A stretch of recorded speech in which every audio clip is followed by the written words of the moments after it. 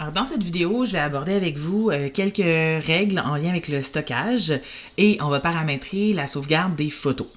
Alors, tout d'abord, je vais aborder l'iCloud avec vous, la sauvegarde. C'est pas quelque chose qui se résume nécessairement en quelques minutes, mais je vais essayer de le faire le plus clairement possible. Donc, si je commence en vous disant que votre iPad, vous avez au niveau du stockage dans l'appareil 256 GB, vous avez énormément de stockage, donc votre iPad ne devrait pas se remplir de sitôt. Par contre, quand vient le temps de sauvegarder les éléments qui sont sur cet iPad-là, par défaut, ce qui vient avec Apple, c'est le iCloud. Et pour l'iCloud, vous n'avez que 5 GB. Autrement dit, vous ne pouvez conserver que 5 sur 256. Bon, donc il en resterait 251 à aller mettre ailleurs.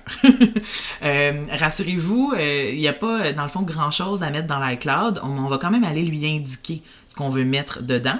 Et ce qu'on ne va pas mettre dedans, on va aller le mettre dans d'autres nuages. Donc au collège, on en a d'autres. On a, évidemment, l'iCloud. Sinon, on a la suite Office qui vient avec le OneDrive. Et c'est là-dedans que vont se retrouver tous les documents de la suite Office, donc Word, Excel, PowerPoint, dans le OneDrive. Tout ça, c'est la même compagnie, ça se parle ensemble. Vous avez aussi le Google Drive, ou Disque en français, qui est ici, et qui contient l'équivalent de Word, Excel, PowerPoint, mais de la suite Google, donc documents, feuilles de calcul et présentation. Et ce sont des espaces quasi illimités. Donc, vous allez pouvoir sauvegarder tout ce qui est documents ou photos dans tout ça. Photos, en fait, ça va être dans Google Photos. C'est ce qu'on va aller paramétrer tout à l'heure. Pour l'instant, ce qu'on va lui dire, c'est de ne pas envoyer les photos dans l'iCloud. Alors, l'iCloud, il va servir à quoi, sachant que tout le reste ne sera pas là? Il va servir à sauvegarder certains paramètres ou certains documents qu'on n'a pas le choix finalement de mettre dans l'iCloud. Je vous donne un exemple, iMovie, qui est une application qui permet de faire du montage et qui appartient à Apple, qui vient avec l'iPad, se sauvegarde automatiquement dans l'iCloud. Même chose pour Notability, qui est une application payante qu'on a envoyée là, directement à vos iPads, qui se sauvegarde directement dans l'iCloud. Donc, on en a quelques-unes qu'on ne peut pas contourner. Alors, c'est celle-là auquel on va donner la priorité. On va cliquer sur iCloud et une des premières choses très importantes, c'est d'aller lui dire de ne pas sauvegarder les photos dans l'iCloud parce que je vous confirme qu'à la fin septembre, ça va être plein. Donc, c'est vraiment important d'aller dans Photos ici et de décocher la sauvegarde des photos iCloud. On va aussi décocher les albums partagés parce qu'on ne va pas se servir du tout de l'iCloud en lien avec les photos. Ensuite, on va aussi aller décocher d'autres applications, c'est-à-dire que là, ce que l'iPad essaie de faire, c'est d'envoyer tout dans l'iCloud, mais ce n'est pas nécessairement logique. Par exemple, il veut envoyer Google Disc et OneDrive dans iCloud, alors que ce sont eux-mêmes des logiciels de sauvegarde. Alors, on va décocher ça, parce que ça va se remplir vite, et on va enlever tout ce que j'ai nommé tout à l'heure qui était lié. Alors, documents, Excel, feuilles de calcul, PowerPoint, présentation, et Word. Donc, tout ça, ça a déjà son propre nuage. Ensuite, le reste, il faut essayer de réfléchir à savoir si c'est lié à un compte auquel on va pouvoir se reconnecter et récupérer les données ou non. Alors, je prends l'exemple de Studio, votre agenda. Il n'y a rien à sauvegarder dans Studio parce que tout est dans l'application sur le serveur. Donc, au moment où on se reconnecte dans Studio, tout revient. Alors, on déconnecte. Même chose pour Shobi. Même chose pour les manuels que vous allez éventuellement entrer dans ma zone CEC. Bon, Google, c'est pas nécessaire non plus. Le reste, vous regarderez, là, il y en a parfois que c'est des dessins ou des choses comme ça, donc ça c'est nécessaire, mais des fois ça prend pas de place non plus. C'est à partir du moment généralement où vous allez, certains vont ajouter des jeux, c'est ça qui va prendre la place. Et comme c'est un iPad scolaire, c'est sûr qu'on donne pas la priorité à la sauvegarde des jeux.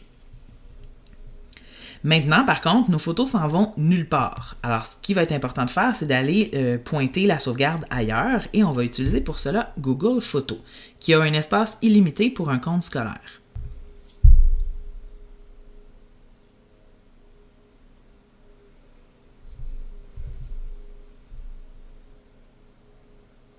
Alors, on doit autoriser l'accès à nos photos à Google Photos pour qu'ils puissent aller faire des sauvegardes automatiques. Les notifications, là, c'est à votre discrétion, donc vous autorisez ou non. Vous allez cliquer sur se connecter pour s'identifier une première fois. Vous entrez votre courriel.